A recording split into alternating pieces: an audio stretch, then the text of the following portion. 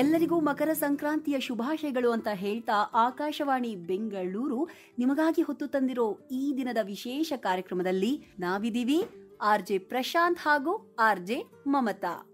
ನಮ್ಮ ಇವತ್ತಿನ ಸಂಕ್ರಾಂತಿ ವಿಶೇಷ ಕಾರ್ಯಕ್ರಮದಲ್ಲಿ ಜೊತೆಯಾಗಿದ್ದಾರೆ ರೋರಿಂಗ್ ಸ್ಟಾರ್ ಶ್ರೀ ಮುರಳಿ ಅವರು. ಶ್ರೀ ಮುರಳಿ ಅವರೇ ನಮಸ್ತೆ, ನಿಮಗೆ ಕಾರ್ಯಕ್ರಮಕ್ಕೆ ಸ್ವಾಗತ. ಮಕರ ಸಂಕ್ರಾಂತಿಯ ಹಾರ್ದಿಕ ಶುಭಾಶಯಗಳು. ನಮಸ್ಕಾರ ಮಮತಾ ಅವರೇ, ಥ್ಯಾಂಕ್ ಯು ಸೋ ಮಚ್. ಹಾರ್ದಿಕ ಶುಭಾಶಯಗಳು. ಎಲ್ರಿಗೂ ಒಳ್ಳೇದಾಗ್ಲಿ, ಜೀವನ ಸುಖಕರವಾಗ್ಲಿ, ಅದ್ಭುತವಾಗಿರ್ಲಿ, ನೆಮ್ಮದಿ ಕೊಡ್ಲಿ. ನಂದು ಒಂದು ಪ್ರಶ್ನೆ ಏನಪ್ಪಾ ಅಂತಂದ್ರೆ, ಹಿಂದೆ ನೋಡಿದ್ರೆ ನಿಮ್ಮನ್ನು ಇಲ್ಲಿವರೆಗೆ ಕರ್ಕೊಂಡು ಬಂದಿರುವಂತಹ ಆ ಒಂದು ಶಕ್ತಿ ಅಥವಾ ಆ ಹೆಜ್ಜೆ ಗುರುತುಗಳು ಯಾವುದು, ಅದ್ರ ಬಗ್ಗೆ ನೀವೇನ್ ಹೇಳಕ್ ಇಷ್ಟಪಡ್ತೀರಾ? ನನ್ನ ಸಿನಿಮಾ ಕರಿಯರ್ ಅಂತ ಶುರು ಆಗಿದ್ದು 2003ರಿಂದ. ಇನ್ನೊಂದು ಸ್ವಲ್ಪ ಹಿಂದಕ್ಕೆ ಹೋಗ್ಬೇಕು ಅಂದ್ರೆ, ಇದೇನಾ ಜೀವನ, ಈ ಜೀವನ ಯಾಕೆ ಮುಂಚೆ ಯಾರಿಗೂ ತಿಳಿಸಲ್ಲ, ಜೀವನ ಹೀಗಿರುತ್ತೆ, ಏನಿದು ಜೀವನ ಅಂತ ಅನ್ಸುತ್ತೆ. ಎಲ್ಲೋ ಒಂದ್ ಕಡೆ ಬಹಳ ಖುಷಿ ಇರುತ್ತೆ, ತಕ್ಷಣ ಎಲ್ಲೋ ಒಂದ್ ಕಡೆ ಮತ್ತೆ ದುಃಖ ತೋರಿಸುತ್ತೆ, ಮತ್ತೆ ಇನ್ನೊಂದ್ ಕಡೆ ಹಠ ಛಲ ಅನ್ನೋದು ಹುಟ್ಟಿಸುತ್ತೆ. ಎಷ್ಟೇ ತೃಪ್ತಿ ಪಟ್ರು ಸಾಧನೆ ಮಾಡದೆ ಬದುಕಿರಕ್ ಸಾಧ್ಯನೇ ಇಲ್ವಲ್ಲ ಅನ್ನೋ ನಿಜಾಂಶನೂ ಸಹ ಒಪ್ಸುತ್ತೆ. ಏನೋ ಮಾಡ್ಬಿಟ್ಟಿದೀವಿ ಸಾಧನೆ ಅಂತಾನೂ ಅಲ್ಲ, ಇನ್ನು ಏನೋ ಮಾಡೇ ಇಲ್ವಲ್ಲ ಅನ್ನೋ ಒಂದು ಕುತೂಹಲ, ಜೊತೆಗೆ ಒಂದು ಭಯ, ಇನ್ನೇನೇನಿದೆ ಮಾಡಕ್ಕೆ, ಹೌದಲ್ವಾ ಇಲ್ಲಿಗೆ ಮುಗ್ದಿಲ್ಲ ಕಣಯ್ಯ, ಇನ್ನೂ ಇದೆ ಅಂತೆಲ್ಲ ಅನಿಸ್ತಾ ಇರುತ್ತಲ್ಲ. ಐ ಥಿಂಕ್ ಇದಿಷ್ಟು ಬಹಳ ಇಂಟ್ರೆಸ್ಟಿಂಗ್ ಅನ್ನಿಸ್ತಾ ಇದೆ. ನನ್ನ ಹ್ಯೂಮನ್ ಲೈಫ್ ಅಂತ ನೋಡ್ಕೊಂಡಾಗ ನನ್ನ ಲೈಫಲ್ಲಿ ನನಗೆ ಹಾಗೆ ಅನ್ನಿಸ್ತಾ ಇದೆ.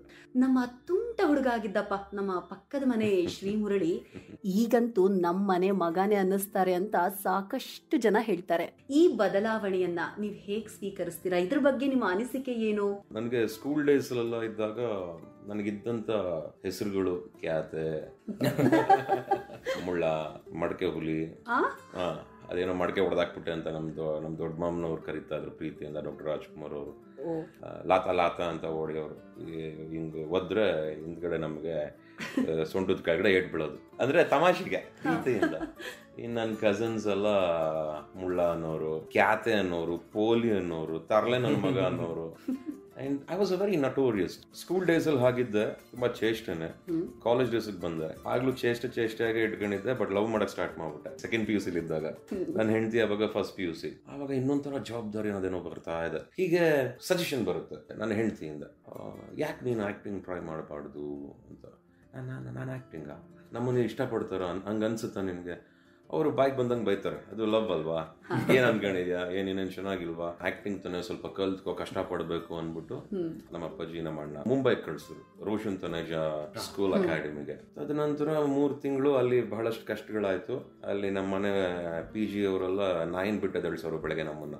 ನಾನು ಹೆಂಡ್ತಿ ಒಂದು ಮಾತು ಹೇಳೋದು, ಕಷ್ಟ ಯಾವಾಗ್ಲೂ ಇರುತ್ತೆ, ನೀನ್ ಈಗ್ಲೇ ಇದರಿಂದ ಓಡ್ತಾ ಇದೀಯ ಅಂದ್ರೆ ಇನ್ ಬರೋ ಕಷ್ಟದಿಂದೆಲ್ಲ ಓಡ್ತೀಯ ಅಲ್ವಾ, ನೀನು ಲೈಫ್ ನಡಿಬೇಕಲ್ಲ, ಯೋಚನೆ ಮಾಡು ಅಂದು. ಅದು ನನಗೆ ಬಹಳ ಸೀರಿಯಸ್ನೆಸ್ ಕೊಡ್ತು. ಅವಾಗಲೂ ಸ್ವಲ್ಪ ನಮಗೂ ಆರ್ಥಿಕ ಪರಿಸ್ಥಿತಿಗಳಿದ್ವು. ನಮ್ಮ ಅಪ್ಪಾಜಿ ತಿಂಗಳಿಗೆ ಇಷ್ಟೇ ಖರ್ಚು ಕೊಡೋರು, ನಾನು ಅಷ್ಟೇ PG ಕಟ್ಟಬೇಕಾಗಿತ್ತು. 10 ರೂಪಾಯಿ ಮಾತ್ರ ಯೂಸ್ ಮಾಡಬೇಕಾಗಿತ್ತು, 20 ರೂಪಾಯಿ ಮಾತ್ರ ಆಟೋಲ್ ಓಡಾಡಕ್ಕಾಗ್ತಿರಲಿಲ್ಲ, ಬಸ್ಸಲ್ಲಿ ಓಡಾಡುವೆ. ಆಮೇಲೆ ಬಹಳಷ್ಟು ದೂರ ನಡೆಯುವೆ ಅಂಡ್ ಎಕ್ಸರ್ಸೈಸ್ ಮಾಡುವೆ. ಆ ನಾಯ್ಕಲ್ಲಿ ಬೊಗಳಿಸ್ಕೊಂಡು ಎದಳೋದು ಯಾಕೆ ಅನ್ಬಿಟ್ಟು ನಾನೇ ಬೇಗ ಎದ್ಬಿಟ್ಟು ಬೀಚ್ಗೆ ಹೋಗ್ಬಿಟ್ಟು ಓಡುವೆ, ಜೂಹು ಬೀಚಲ್ಲಿ. ಕಷ್ಟ ಆಯ್ತು, ಕೊನೆಗೆ ತಡ್ಕೊಳಕ್ಕೆ ಆಗಲಿಲ್ಲ, ಆದ್ರೂ ಅದನ್ನೆಲ್ಲ ಎದುರಿಸ್ದೆ, ಕಲ್ತ್ಕೊಂಡೆ, ಬಿಡ್ಲಿಲ್ಲ. ಬಂದೆ. ಇಲ್ಲಿ ಬಂದಾಗ ಇನ್ ಹಿಸ್ಟ್ರಿ. ಇಲ್ಲಿ ಬರ್ತಿದ್ದಂಗೆ 1-2 ಆಫರ್ ಬಂತು. ಎಸ್ ನಾರಾಯಣ್ ಸರ್ ಆಮೇಲೆ ಕುಮಾರಣ್ಣ ಅವರು ನನ್ನ ಕರೆಸ್ಕೊಂಡು ಅಲ್ಲಿಂದ ಚಂದ್ರಚೂರಿ. ಅದ್ಭುತ. ಇಷ್ಟು ಚೆನ್ನಾಗಿ ವರ್ಣಿಸಿದ್ರಿ ಅಂದ್ರೆ ಪ್ರತಿಯೊಂದು ನನ್ನ ಕಣ್ಮುಂದೆ ಬಂತು. ನಥಿಂಗ್ ಕಮ್ಸ್ ಈಸಿ ಅನ್ನೋದಕ್ಕೆ ಬಹಳಷ್ಟು ಜನ ಇದನ್ನ ತಗೋಬೇಕು ಎಕ್ಸಾಂಪಲ್ ಆಗಿ. ಚಿಕ್ಕ ಹುಡುಗ ಇದ್ದಾಗ್ಲೇನೆ ಕ್ಯಾಮ್ರಾನ ಎದುರಿಸಿದೀರಾ, ಅವಾಗ ಏನಾದ್ರೂ ನೀವು ಅಂದ್ಕೊಂಡಿದ್ರಾ, ಮನಸ್ಸಿನ ಒಂದು ಮೂಲೆಯಲ್ಲಿ ಅನ್ಸುತ್ತಾ ಇಷ್ಟು ದೊಡ್ಡ ನಾಯಕ ನಟನಾಗಬಹುದು ನಾನು, ಕೋಟಿ ಜನರ ಹೃದಯದಲ್ಲಿ ನಾನು ಇರಬಹುದು ಪ್ರೀತಿಯಿಂದ ಅಂತ? ನನಗೇನು ಗೊತ್ತಿರ್ಲಿಲ್ಲ. ಕ್ಯಾಮ್ರಾ ಮುಂದೆ ನಿಂತ್ಕೊಂಡು ಕಲಾವಿದನಾಗಲ್ಲಿ ನಟನೆ ಮಾಡ್ತಿದ್ದೀನಿ ಅನ್ನೋದು ಸಹ ನನಗೆ ಗೊತ್ತಿರ್ಲಿಲ್ಲ. ಹೌದಾ? ಇಲ್ಲ, ನನಗೆ ಗೊತ್ತಿರಲಿಲ್ಲ. ಯಾಕಂದ್ರೆ ನಮ್ಮ ಅಣ್ಣ ಬಹಳ ಒಳ್ಳೆ ಕಲಾವಿದ. ಅವನು ಆವಾಗ್ಲಿಂದ ಅವನು ಒಂದು ಸೀರಿಯಸ್ನೆಸ್ ಇತ್ತು. ಏನೇ ತಗೊಂಡ್ರು ಕಂಪ್ಲೀಟ್ ಮಾಡೋನು, ತುಂಬಾ ಸ್ಟ್ರಿಕ್ಟ್ ಆಗಿ, ಒಳ್ಳೆ ಸ್ಟ್ರಿಕ್ಟ್ ಪ್ರಿನ್ಸಿಪಲ್ ತರ ಎಲ್ಲಾನು ನೀಟಾಗಿ ಮುಗಿಸ್ಕೊಂಡು ಕೋರ್ಸ್ನ ಬರೋರು. ನಾವು ಹೋಗೋದು, ಸ್ವಲ್ಪ ಅರ್ಥ ಕಲ್ತ್ಕೊಳ್ಳೋದು, ಇಷ್ಟು ಗೊತ್ತಾಯ್ತಲ್ವಾ ಬಿಡು, ಇದ್ರಲ್ಲೇ ನಾವೇನ್ ವಿದ್ವಾಂಸರಾಗಬೇಕಾಗ, ಎಷ್ಟು ಜನ ಆಗೋರು ಇದಾರೆ, ನಮಗೆ ನಾವೇನ್ ಆಗ್ಬೇಕು, ಇಲ್ಲಿ ಬಿಟ್ಬಿಡು. ನಾವು ಅರ್ಧ ಕುಂಫು, ಕರಾಟೆ, ಟೈಕುಂಡೋ, ಮಾರ್ಷಲ್ ಆರ್ಟ್ಸ್, ಇನ್ನು ಸಂಗೀತನೂ ಅಷ್ಟೇ, Hindustani, Carnatic, light music and ತುಂಬಾ ತರ ಭಕ್ತಿಗೀತೆಗಳು, ನಮ್ಮ ಮಾಮನ ಹಾಡುಗಳು, ಈ ತರ ಎಲ್ಲ ಕಲ್ತ್ಕೊಂಡ್ ಬಂದ್ವಿ. ಸೊ ನನಗೆ ಕ್ಯಾಮ್ರಾ ಮುಂದೆ ಅದ್ ಯಾವ್ದು ಇರ್ಲಿಲ್ಲ. ನಮ್ಮ ಅಣ್ಣನ ಜೊತೆ ಹೋದ್ರೆ ಸ್ಕೂಲ್ ರಜಾ ಹಾಕ್ಬೋದು. ಅದು ಮೋಟಿವೇಶನ್. ನನ್ನ ಮೋಟೋನೇ ಅದು. ಫಸ್ಟ್ ಆಫ್ ಆಲ್ ರಜಾ ಹಾಕ್ಬೋದು. ನಾನು ಟೆಕ್ಸ್ಟ್ ಬುಕ್ ಅಲ್ಲೆಲ್ಲ ಟ್ರೈ ಮಾಡಿದೆ, ಇದನ್ನ ಯಾರು ಇನ್ಸ್ಪೈರ್ ಆಗಬಾರ್ದು ಅಂತ ಈಗಲೇ ಮೊದಲಿಗೆ ಹೇಳ್ತಾ ಎಲ್ರಿಗೂ. ನನಗೆ ಯಾವುದೇ ಟೆಕ್ಸ್ಟ್ ಬುಕ್ ತೆಗೆದ್ರು ನಂಬರ್ ಆಫ್ ಪೇಜಸ್ ಕಾಣಿಸ್ಬಿಟ್ರೆ ನಾನು ಹೆದರು ಬಿಡುವೆ. ನಾನು ಇದುವರೆಗೂ ಫಸ್ಟ್ ಸ್ಟ್ಯಾಂಡರ್ಡ್ ಇಂದ ನನ್ನ ಡಿಗ್ರಿ ಕಂಪ್ಲೀಟ್ ಆಗೋವರೆಗೂ ಕಂಪ್ಲೀಟ್ ಆಗಿ 3 ಪೇಜ್ ಮೇಲೆ ಓದಿರೋದು ನನಗೆ ಜ್ಞಾಪಕನೇ ಇಲ್ಲ. I really don't know. ನನಗೇನಾರೋ ಓದೋ ವಿಚಾರದಲ್ಲೆಲ್ಲ ಹೆಲ್ಪ್ ಮಾಡಿದ್ರೆ ಅದು ನನ್ನ ಫ್ರೆಂಡ್ಸು ಅಂತ ಹೇಳ್ತೀನಿ. ನನ್ನ ಕೈಲಿ ಆದಷ್ಟು ಕಲಿಯುವೆ. ಪಕ್ಕದಲ್ಲಿ ಫ್ರೆಂಡ್ಸ್ ಬಹಳ ಜನ ಇದ್ರು, ಅವರೆಲ್ಲ ತುಂಬಾ ಚೆನ್ನಾಗಿ ಸಪೋರ್ಟ್ ಮಾಡ್ತಾ ಇದ್ರು. ಅದು ಸ್ವಲ್ಪ ಅನುಕೂಲ ಆಯ್ತು ನಮ್ಗೆ. ಎಕ್ಸಾಮ್ ಟೈಮು ಬಿಡಿ, ಅದು ಬೇರೆ ಬಿಡಿ.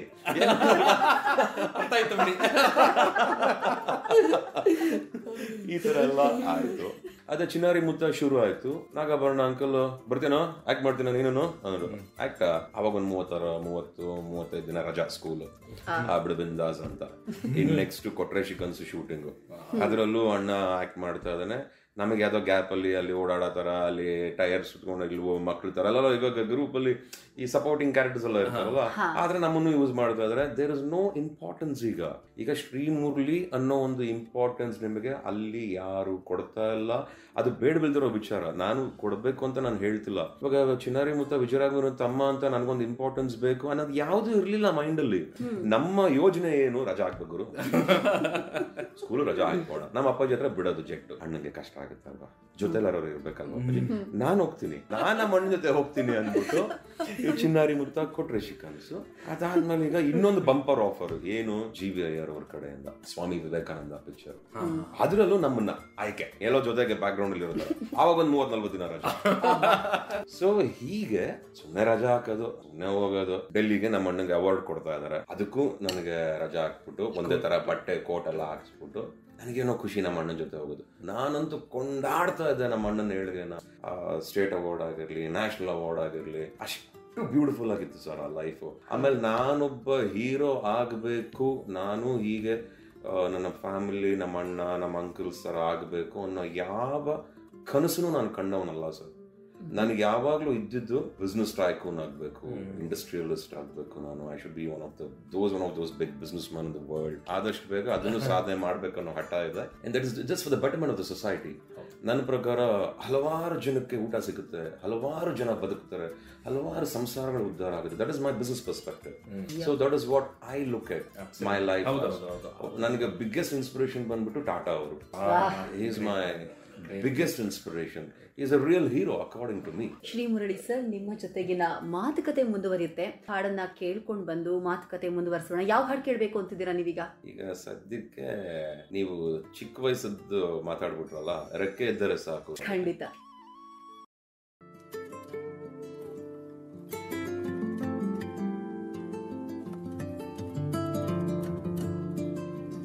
ಕೇಳ್ತಾ ಇದ್ದೀರಾ ಆಕಾಶವಾಣಿ, ನಾನು ನಿಮ್ಮ ಶ್ರೀಮುರಳಿ. ಈಗಷ್ಟೇ ಒಬ್ಬ ಬಿಸ್ನೆಸ್ ಮ್ಯಾನ್ ಅಂತ ಮಾತಾಡಿದ್ರಿ, ಬಾಲ ನಟನಾಗಿದ್ದಾಗಿನ ಅನುಭವಗಳನ್ನ ಮಾತಾಡಿದ್ರಿ. ಒಂದು ವಿಚಾರ ತುಂಬಾ ಜನ ಗೊತ್ತಿಲ್ಲದಿರೋದು, ಶ್ರೀಮುರಳಿ ಅವರನ್ನ ಕೇವಲ ಆಕ್ಟರ್ ಅಂತ ಅಂದ್ಕೊಂಡಿದ್ದಾರೆ, ಆದ್ರೆ ನೀವು ಪ್ರೊಡಕ್ಷನ್ ಕೂಡ ನಿರ್ವಹಣೆ ಮಾಡಿದೀರಾ. ಜವಾಬ್ದಾರಿಗಳು ಯಾವ ರೀತಿ ಭಿನ್ನವಾಗ್ತಾ ಹೋಗುತ್ತೆ? ನಮಗೆ ಹುಟ್ಟಿದಾಗ್ಲಿಂದ ನಮಗೆ ಗೊತ್ತಿರೋದು ಸಿನಿಮಾ, ಆ ಲೈಟ್ಗಳು, ಅಲ್ಲಿ ಇಷ್ಟು ದೊಡ್ಡ ವೈರ್ಗಳೆಲ್ಲ ಮೇಲೆ ಹಾಕೊಂಡು ಶೂಟಿಂಗು, ಆ ಕ್ಯಾಮ್ರಾಮ್ಯಾನು, ಆ ಸ್ಮೋಕ್ ಎಫೆಕ್ಟು, ಆಮೇಲೆ ಜೂನಿಯರ್ ಆರ್ಟಿಸ್ಟು. ಅವಾಗ ಕ್ಯಾರವನ್ ಎಲ್ಲ ಇರ್ತಿರ್ಲಿಲ್ಲ, ಅಂಬಾಸಿಡರ್ ಕಾರ್ಗಳಿದ್ವು. ಆ್ಯಂಡ್ ಅದೇ ಎಲ್ಲ ಆರ್ಟಿಸ್ಟ್ಗೂ ಪ್ರೊವೈಡ್ ಆಗೋದು. ನಾವು ಬರೀ ಸಿನಿಮಾ, ನಮ್ ದೊಡ್ಡ ಮಾಮನವರು, ಅಂಬಿ ಮಾಮ, ಶಂಕರ್ ನಾಗ್ ಅಂಕಲ್ಲು, ಅನಂತ್ ನಾಗ್ ಅಂಕಲ್ಲು, ರವಿ ಮಾಮ, ವಿಷ್ಣು ಮಾಮ. See that is how we were exposed. ನಮ್ಮ ಫ್ಯಾಮಿಲಿಲಿ ಆಡಂಬರ ಅದೆಲ್ಲ ನಮ್ಗೆ ಯಾರಿಗೂ ಹೇಳ್ಕೊಡ್ಲಿಲ್ಲ. ಸೇವಂತಿ ಸೇವಂತಿ ಅನ್ನೋ ಪ್ರೊಡಕ್ಷನ್ ಸ್ಟಾರ್ಟ್ ಮಾಡ್ತೀವಿ. ಅಣ್ಣ is already a successful hero.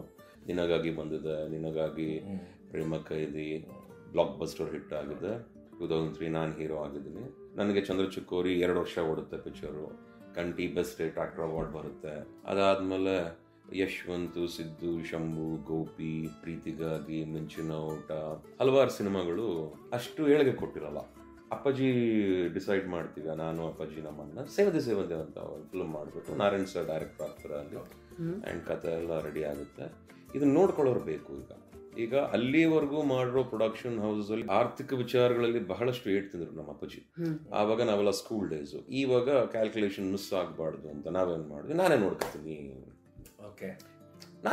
Production, ನಾನೇ ರನ್ ಮಾಡ್ತೀನಿ. ನಮ್ಮ ಅಪ್ಪಾಜಿ ನೀನು ಹೆಂಗ್ ಮಾಡ್ತೀಯ, ನೀನು ಹೀರೋ, ನೀನು ಅದೆಲ್ಲ ತುಂಬಾ ಕೆಲ್ಸಗಳು, ನಿನಗೆ ಯಾಕೆ ಅಪ್ಪಾಜಿ ನೆಲ ಒರ್ಸೋ ಕೆಲ್ಸದಿಂದ ಹಿಡಿದು ಪೇಮೆಂಟ್ ಕೊಡೋವರೆಗೂ ನಾನು ನೋಡ್ಕೊತೀನಿ, ವರಿ ಮಾಡೋದು ಬೇಡ. ನಮ್ಮ ಅಣ್ಣ ಅವನ ಕರಿಯರ್ ಅವನು ಸ್ವಲ್ಪ ಸ್ಟ್ರಾಂಗ್ ಆಗಬೇಕು, ಈಗ ನಾವೇ ಪ್ರೊಡಕ್ಷನ್ ಮಾಡ್ತಾ ಇದೀವಿ ಹಾಗೆ ಹೀಗೆ ಅಂತ. ಬಹುಶಃ ನನಗೆ ಆ ಒಂದು ಎಕ್ಸ್ಪೀರಿಯನ್ಸು ಆಸ್ ಅನ್ ಆಕ್ಟರ್ ಇನ್ನೂ ಹೇಗಿರ್ಬೇಕು ಅನ್ನೋದನ್ನ ಕಲಿಸ್ಕೊಡ್ತು ಅಂತ ನಾನು ಅನ್ಕೊಂತೀನಿ. ಹಣಕಾಸು ಖರ್ಚು ವೆಚ್ಚಗಳು ಬಂದಾಗ without being a producer act ಮಾಡ್ಕೊಂಡಿದ್ದಾಗ ಏನ್ ಬೇಕಾದ್ರೂ ಸಿಗುತ್ತಲ್ಲ, ಏನ್ ಬೇಕಾದ್ರೂ ಆಗ್ತಿದೆಯಲ್ಲ ಅನ್ನೋ ಒಂದು ಮನೋಭಾವನೆಗಳಿರುತ್ತೆ.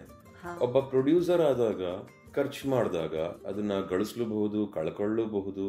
ಈ ಒಂದು ವಿಚಾರಗಳು ಏರುಪೇರು ಲೆಕ್ಕಾಚಾರ ಎಲ್ಲ ತಿಳ್ಕೊಂಡಾಗ ನಾನೇನಾದ್ರೆ ಇನ್ನೂ ಸೋಬರ್ ಆಗ್ಬಿಟ್ಟೆ. ನಾನು ಬಹುಶಃ ಅದಾದ್ಮೇಲೆ ಲೊಕೇಶನ್ ಅಲ್ಲಿ ನನಗೆ ಏನ್ ಬೇಕೋ ಅದನ್ನ ತಂದ್ಕೊಡಿ ಅನ್ನೋ ವಿಚಾರನೇ ಮರ್ತ್ಬಿಟ್ಟೆ. ನಾನು ಸೇವಂತಿ ಯಾವಾಗ ಶುರು ಆಯ್ತು ಆ ಪ್ರೀತಿಗಾಗಿ ಶೂಟಿಂಗ್ ಟೈಮಲ್ಲಿ ಚೇಂಜ್ ಆಗ್ಬಿಟ್ಟೆ. ಆ ಪಿಕ್ಚರ್ಗೂ ನಾನು ಏನು ಬೇಡ, ನಾನು ಮನೆಯಿಂದಾನೇ ಊಟ ತಗೊಂಡ್ ಮಾಡ್ತೀನಿ, ನೀವು ಯಾರಿಗೂ ತೊಂದರೆ ಕೊಡಲ್ಲ ಅನ್ಬಿಟ್ಟು ಆ ತರ ಯೋಚನೆ ಮಾಡಕ್ ಸ್ಟಾರ್ಟ್ ಮಾಡ್ಬಿಟ್ಟಿದ್ದೆ. ತುಂಬಾ ಗಂಭೀರದಿಂದ ಯೋಚನೆ ಮಾಡೋದೆ, ಬಟ್ ನಮ್ಮಿಂದ ಇನ್ನೊಬ್ರಿಗೆ ಒಳ್ಳೇದಾದ್ರೆ ಓಕೆ, ಬಟ್ ನೋವಂತೂ ಆಗ್ಬಾರ್ದು ಅನ್ನೋ ಮನೋಭಾವನೆ ನಾನೇ ಕಲ್ಪಿಸ್ಕೊಂಡು. ಎಲ್ರು ಬಂದು ಪ್ರೊಡ್ಯೂಸರ್ ಎಲ್ಲ ಯಾಕೆ ಏನಾಯ್ತು, ಏನಾದ್ರು ತೊಂದರೆ ಆಗಿರ? ಇಲ್ಲ ಏನಿಲ್ಲ. ಯಾರೋ ಒಂದು ಚಿಕ್ಕ ಪ್ರೊಡಕ್ಷನ್ ಮ್ಯಾನೇಜರ್ ಏನೋ ಅನ್ಬಿಟ್ಟಿದ್ರು, ಯಾವ್ದೋ ವಿಚಾರದಲ್ಲಿ ಬರೋದು ನೋಡಿದ್ರೆ ಈ ಟೈಮು ಅದು ಇದು ಕೇಳ್ತಾರೆ ಅನ್ಬಿಟ್ಟಿದ್ರು. ನಮಗೊಂದು ಟೈಮ್ ಹೇಳಿದ್ರು, ನಾನು ಆ ಟೈಮ್ಗೆ ಬಂದೆ. ಇವ್ರು ಯಾರತ್ರ ಟೈಮ್ ತಿಳ್ಕೊಂಡು ಯಾವ ಟೈಮ್ ನನ್ನನ್ನು ಎಕ್ಸ್ಪೆಕ್ಟ್ ಮಾಡಿದ್ರು ನನಗೆ ಗೊತ್ತಿಲ್ಲ. ನಾವು ಯಾವತ್ತೂ ಪ್ರೊಡಕ್ಷನ್ ಅಲ್ಲಿ ಕಾಯಿಸ್ಬಿಟ್ಟು ಹೋಗ್ಬಿಟ್ಟು ಕೆಲಸ ಮಾಡ್ಬೇಕಂತ ಅನ್ಕೊಂಡವನೇ ಅಲ್ಲ ನನ್ನ ಲೈಫಲ್ಲಿ. ನಮಗದು ಗೊತ್ತೇ ಇಲ್ಲ ನಮ್ಮ ಲೈಫಲ್ಲಿ. ಏನೋ ಯಾವ್ದೋ ಒಂದು ಮಾತು ಹಿಂಗೆ ಅನ್ಬಿಟ್ರಲ್ಲ, ಬೇಡ ನಮ್ಮಿಂದ ಇನ್ನೊಬ್ರು ತೊಂದರೆ ಆಗದ ಬೇಡ. ಆಮೇಲೆ ರಾಮು ಸರ್ ಎಲ್ಲ ಬಂದು ಮತ್ತೆ ಇಲ್ಲ ಯಾಕೆ ಹಿಂಗೆ ಆಡ್ತೀರಲ್ಲ, ನಾನೇ ಊಟ ತರಿಸ್ತೀನಿ ಇವತ್ತು, ನಾನೇ ಬಿರಿಯಾನಿ ಚಿಕನ್ ಎಲ್ಲ ತರಿಸ್ತೀನಿ ಅಂತ. ಬಹುಶಃ ಅವತ್ತೇನೋ ಸ್ವಲ್ಪ ತಿನ್ಬಿಟ್ಟು ಆಮೇಲೆ ಸುಮ್ಮನೆ ಅದ.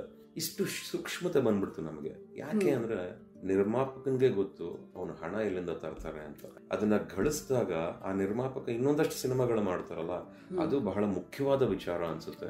ಅದ್ರ ಬಗ್ಗೆ ಸ್ವಲ್ಪ ಕಾಳಜಿ ವಹಿಸ್ಬಿಟ್ರೆ ಎಲ್ಲ ಚೆನ್ನಾಗಿರುತ್ತೆ ಅಂತ ನಾನು ಅನ್ಕೊಂತೀನಿ. So from the producer perspective change ಆಗ್ಬಿಟ್ಟೆ, from the artist perspective seriousness ಇನ್ನೂ ಜಾಸ್ತಿ ಆಯ್ತು. ನನ್ನಿಂದ $100 ಉಳಿದ್ರೆ ಅದು ಉಳಿತಾಯ ಅಂತಾನೆ ಆಗ್ಲಿ ಬಿಡಿ. So I stop demanding anything in the location. Basic necessities, ಒಂದು ಸ್ಟೇ ಆಗಿರ್ಬೋದು, ಆಮೇಲೆ ಓಡಾಟ ಆಗಿರಬಹುದು, ಅದೆಲ್ಲ ಅಚ್ಚುಕಟ್ಟಾಗಿರ್ಬೇಕು. ಮಿಕ್ಕಿದನ್ನ ಯಾವುದನ್ನು ನಾವು ಆಡಂಬರವಾಗಿ ನಾವು ಕೇಳೋದು ಇಲ್ಲ, ನಮಗದು ಬೇಕು ಅಂತ ನಮಗೆ ಅನ್ಸೋದು ಇಲ್ಲ. ಕೆಲಸನೇ ಊಟ, ಕೆಲಸನೇ ಎಲ್ಲ. ನೀವು ಕಾಲಿಟ್ಟಾಗಿನ ಸಿನಿರಂಗಕ್ಕೂ ಈಗಿನಕ್ಕೂ ಏನೆಲ್ಲ ಬದಲಾವಣೆಗಳು ಬೆಳವಣಿಗೆಗಳು ಆಗಿದೆ? So if I have to look back 21.5 years back ಅಂತ ಯೋಚನೆ ಮಾಡಿದಾಗ ಇಂಡಸ್ಟ್ರಿ ವಾಸ್ ಡಿಫ್ರೆಂಟ್. ಆವಾಗೆಲ್ಲ even with budget of 1.5-2 crores ಒಳ್ಳೆ ಪ್ರಾಜೆಕ್ಟ್ಸ್ ಬರೋದು. ಹೋಟೆಲ್ಸು ಅಷ್ಟೇ, ಎಲ್ಲಂದ್ರೆ ಅಲ್ಲಲ್ಲೇ we use to manage, we use to stay in good decent hotels, not a bad hotel definitely. ಇಷ್ಟೊಂದು ಲಾರ್ಜರ್ ದನ್ ಲೈಫ್ ಎಲ್ಲ ಯೋಚನೆ ಮಾಡ್ತಿರ್ಲಿಲ್ಲ. ಕರ್ನಾಟಕ ಈ ಸ್ಟೇಟು ಇಷ್ಟು ಥಿಯೇಟರ್ಸ್ಗೆ ನಾವು ಇಷ್ಟು ಬಡ್ಜೆಟ್ ಹಾಕ್ತೀವಿ, ಇಷ್ಟು ಈ ತರ ಮಾಡಬೇಕು ಅನ್ನೋದಿತ್ತು. The pattern of work has change today. ನಾನು 2 ಡೆಕೆಡ್ ನೋಡಿದ್ದೀನಿ ಇಂಡಸ್ಟ್ರಿನ ಆಲ್ರೆಡಿ. ಈ 2 decades ಅಲ್ಲಿ I been a part of trend setters. ಚಂದ್ರಚೂರಿ was a trend setting movie. Kanti was again a trend setting movie, and then Ugramm was a trend setter. ಈಗ 2024 Bagheera was another trend setter. ನನ್ನ ಅದೃಷ್ಟದಲ್ಲಿ, ನನ್ನ ಒಂದು ಶ್ರಮದಲ್ಲೂ ಸಹ ನಮಗೇನಾಯ್ತು, ನನಗೆ ಸಿಕ್ಕಂತ ನಿರ್ದೇಶಕರು ಈ ಟೈಮಲ್ಲಿ ಸಿಕ್ಕಂತ ನಿರ್ಮಾಪಕರು ಬಹಳ ಕಾಳಜಿ ವಹಿಸಿ ನಾವು ಮಾತ್ರ ಅಲ್ಲ, ಇಂಡಸ್ಟ್ರಿನೂ ಇನ್ನೊಂದು ಹಂತಕ್ಕೆ ತಗೊಂಡು ಹೋಗ್ಬೇಕು ಅಂತ ಕೆಲಸ ಮಾಡಿದಂತ ಟೀಮ್ಗಳಿದ್ರು. ಸೊ ನಾನು ಬಹಳ ನಂಬ್ತೀನಿ, ಇಂಡಸ್ಟ್ರಿಯಿಂದ ನಾವೇ ಹೊರತು ನಮ್ಮಿಂದ ಇಂಡಸ್ಟ್ರಿ ಅನ್ಕೊಳ್ಳೋದು ತಪ್ಪಾಗ್ಬಿಡುತ್ತೆ. ಇಂಡಸ್ಟ್ರಿಯಿಂದ ನಾವು ದೊಡ್ಡವರೆಲ್ಲ, ಅವಾಗ ಕಲಾವಿದರೆಲ್ಲ ಮುದ್ದೆ, ಸೊಪ್ಸಾರು, ಬರೀ ಚಿತ್ರಾನ್ನ, ಇಡ್ಲಿ, ವಡೆ ಈ ತರದೆಲ್ಲ ಅಂತೆ ಅವ್ರಿಗೆಲ್ಲ ಪ್ರೊವೈಡ್ ಆಗ್ತಿದ್ದು ಊಟ ತಿಂಡಿಗಳೆಲ್ಲ. ಸೊ ಲೆಕ್ಕ ಹಾಕೊಳ್ಳಿ, ಈಗ ಅವರು ಆಲದ ಮರಗಳು, ನಾವೆಲ್ಲ ಚಿಗುರ್ತಾ ಇರೋರು. ಈಗ ನಾವು ಚಿಗುರ್ಕೊಂಡು ನಾವು ಆಲದ ಮರಗಳಾಗಿ ಮುಂದಿನ ಪೀಳಿಗೆಗೆ ನಾವು ರಕ್ಷಣೆ ಕೊಡಬೇಕು, ನಾವು ತಿಳಿಸ್ಕೊಡ್ಬೇಕು, ಆ ಥರ ಬೆಳಿಬೇಕೆ ಹೊರತು ಇವತ್ತೇನೋ ಬಂತು ನಾನು ಕ್ಲಿಕ್ ಆದ ಬಿಡಮ್ಮ, ಆಯ್ತು ನಾನು ಮುಗಿಸ್ಕೊಂಡು ನೆಕ್ಸ್ಟ್ ಟೈಮ್ ಇನ್ನೇನಮ್ಮ ಹಾಗೆ ಯೋಚನೆ ಮಾಡೋಕೆ ಆಗಲ್ಲ. ಬಹುಶಃ ಇದನ್ನ ಜವಾಬ್ದಾರಿಯಾಗಿ ತಗೊಂಡಾಗ ಇಂಡಸ್ಟ್ರಿಗೆ ಬಹಳ ಒಳ್ಳೇದು ಅಂತ ನನಗನ್ಸುತ್ತೆ. ನಿಮ್ಮ ಆಕ್ಟಿಂಗ್ ಪ್ರಿಪರೇಷನ್ ಬಗ್ಗೆ ಮಾತಾಡೋದಾದ್ರೆ ಯಾವ ಯಾವ ಅಂಶಗಳಿಗೆ ನೀವು ಹೆಚ್ಚಿನ ಗಮನವನ್ನ ಕೊಡ್ತೀರಾ? ಈಗಷ್ಟೇ ಮಾತಾಡ್ತಾ ಇದ್ದ ಹಾಗೆ ಚಂದ್ರಚಕೋರಿಯ ಪುಟ್ಟರಾಜುಗೂ ಇವತ್ತಿನ ಬಗೀರಂಗೂ ಏನೆಲ್ಲ ವ್ಯತ್ಯಾಸಗಳಾಗಿದೆ? ಆ್ಯಕ್ಟಿಂಗಲ್ಲಿ ಆವಾಗ I was a learner, beginner. ನಾನು ನಾರಾಯಣ್ ಸರ್ ನಾನು ಮರೆಯೋಕ್ಕೆ ಆಗಲ್ಲ, ಬಿಕಾಸ್ ನಾನು ಏನೇ ಕೋರ್ಸ್ ಮುಗಿಸ್ಕೊಂಡ್ಬಂದ್ರು it was my real university ಅಂತ ಹೇಳ್ಬೋದು. ಚಂದ್ರ ಚಿಕ್ಕೋರಿ ಅವರು ಪ್ರತಿ ಹಂತದಲ್ಲೂ ನನಗೆ ಆ್ಯಕ್ಟಿಂಗ್ನ ಕಲಿಸ್ಕೊಟ್ಟು, ಕ್ಯಾಮ್ರಾ ಮುಂದೆ ಹೇಳಿಕೊಟ್ಟು, ಆಮೇಲೆ ತುಂಬ ತಿಳುವಳಿಕೆ ಹೇಳೋರು ನನಗೆ, ಹೀಗಿರಬೇಕು ಹಾಗಿರಬೇಕು. ಕಟ್ಔಟರ್ಗೆ ಹಾರ ಬೀಳೋದು ನಿಮಗೆ ಇಷ್ಟು ಮುರಳಿ, ನಮ್ಗಳಿಗಲ್ಲ. ಅವೆಲ್ಲ ನಿರ್ದೇಶಕರು, ಕ್ಯಾಪ್ಟನ್ಸ್ ಆಗಿರ್ಬೋದು. ಕಟ್ಔಟ್ರ್ ಅಂತ ಕಟ್ಟೋದು ಅಭಿಮಾನಿಗಳು ನಿಮಗೆ, ಆ ಕಟ್ಔಟ್ರ್ ಮೇಲೆ ನಿಮಗೆ ಹಾರಗಳು ಹಾಕೋದು ನಿಮಗೆ. ನೀವು ನಾಯಕ ನಟರು, ನೀವು ಹಾಗಿರ್ಬೇಕು, ನಿಮ್ಮ ಬಿಹೇವಿಯರ್ ಆಗಿರ್ಬೇಕು, ಹೀಗಿರ್ಬೇಕಂತೆಲ್ಲ ಹೇಳಿ ನನಗೆ ಶುರು ಮಾಡಿಸ್ಕೊಟ್ಟದ್ದ ದಿನಗಳು ನಮಗೆ ಅದು. ಇನ್ಫ್ಯಾಕ್ಟ್ ಪಿಕ್ಚರು ನನಗೆ ಫಸ್ಟ್ ಮೀಟಿಂಗಲ್ಲೇ ಜ್ಞಾಪಕ ಇದೆ. ಸಿನಿಮಾ ಅಂದ್ರೆ ಹಿಂಗಿರ್ಬೇಕು ಅಂತ 2 ಕೈನು ಎತ್ತಿ ಹಿಂಗೆ ತೋರಿಸಿದ್ರು ನಾರಾಯಣ್ ಸರ್. ಸಿನಿಮಾ ಅಂದ್ರೆ ಹಿಂಗಿರ್ಬೇಕು, ಹಿಂಗೆ ಕಟ್ಔಟ್ರ್ ಹಿಂಗಿರ್ಬೇಕು, ಅದನ್ನೇ ಹೇಳಿ ಶುರು ಮಾಡಿದ್ದು ನಾವು ಆಕ್ಚುಲಿ ಚಂದ್ರ ಚಿಕ್ಕೋರಿನ. ಆವಾಗ ಬಹುಶಃ ನಾನು ಸ್ಕೂಲ್ ಡೇಸ್ ಇಂದ ಯೋಗ ಮಾಡ್ತಾ ಇದ್ದೀನಿ. ಇಷ್ಟೊಂದು ಜಿಮ್ ಎಲ್ಲ ಚಂದ್ರ ಚಿಕ್ಕೋರಿ ಕಂಟಿನ್ಯೂಷನ್ ಟೈಮಲ್ಲೆಲ್ಲ ಮಾಡ್ತಿರ್ಲಿಲ್ಲ. ಬೇಸಿಕ್ ಆಗಿ ವರ್ಕೌಟ್ ಮಾಡುವೆ ವೆಯ್ಟ್ಸ್ ಎಲ್ಲ. ಬಟ್ ಯೋಗ ಮಾತ್ರ ಕಂಪಲ್ಸರಿ ಮಾಡಿದ್ವಿ. ಆಲ್ಮೋಸ್ಟ್ 33 ಇಯರ್ಸ್ ಆಫ್ ಡನ್ ಯೋಗ. ಅಂದ್ರೆ ಲೆಕ್ಕ ಹಾಕಳಿ 10-11 ವರ್ಷದಿಂದ ಅಂತ ಶುರು ಮಾಡಿದ್ರೆ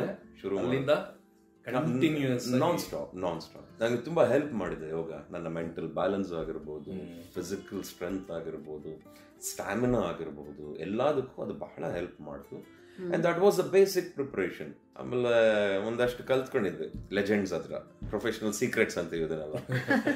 ಲೆಜೆಂಡ್ಸ್ ಹತ್ರ ನಮ್ಮ ದೊಡ್ಡ ಮಾಮನವರು ನನಗೆ ಕೆಲವು ವಿಚಾರಗಳೆಲ್ಲ ಹೇಳ್ಕೊಟ್ಟಿದ್ರು. ಅದು ಹೇಗೆ ಎತ್ತ ನಾವು ಅವ್ರನ್ನ ಅಬ್ಸರ್ವ್ ಮಾಡುವು, ಅವರು ಹೇಗಿರೋರು ಏನು ಎತ್ತ ಅಂತ. ಇದನ್ನೆಲ್ಲ ಸ್ವಲ್ಪ ಕಲ್ತ್ಕೊಂಡು ತಿಳ್ಕೊಂಡು ಅದನ್ನ ನಾವು ಡೆವಲಪ್ ಮಾಡ್ಕೊಂಡು ಇನ್ನೇನು ಮಾಡಬಹುದು ಅನ್ನೋ ಆಲೋಚನೆಯಿಂದ ಆ ಥರ ಇದ್ದೆ. ಅವಾಗ ಕತೆ ಎಲ್ಲ ವಿಚಾರಕ್ಕೆ ಬಂದಾಗ ನಮ್ಮ ಅಪ್ಪಾಜಿ ನಮ್ಮ ಅಣ್ಣಂಗೆ ಬಿಟ್ಬಿಟ್ಟಿದ್ದೆ. ನನಗೆ ತಾಳ್ಮೆನೇ ಇರ್ತಿಲ್ಲ. ಅದು 20s ಅಮ್ಮ, 21, 23 ಅಮ್ಮ ಹೀರೋ. ನಾನೊಬ್ಬ ಇಲ್ಲಿ ಆಕ್ಟರು, ಸ್ಟಾರು ಏನು ಗೊತ್ತಿಲ್ಲ ನನಗೆ. ಚಂದ್ರ ಚಿಕ್ಕೋರಿ ಹಾಗಾಗಿದೆ, ಕಂಟಿ ಬೆಸ್ಟ್ ಸ್ಟೇಟ್ ಆಕ್ಟರ್ ಅವಾರ್ಡ್ ಬಂತು ಅಂತ ಆದರೆ ಪಬ್ಲಿಕ್ ನನಗೇನು ಗೊತ್ತ. ನಾ ಹೀರೋ ಆದಾಗ ನನಗೆ ನಮ್ಮ ಅಪ್ಪಾಜಿ ಕಾರು ಕೊಡಿಸ್ಲಿಲ್ಲ. ಹೋಲಿ ಬಡ್ಡಿ ಮಗನ, ಈಗ ಬಾಡ ಇರೋ ನಿನ್ಗೆ ಆಮೇಲೆ ಕೊಡಿಸ್ತೀನಿ.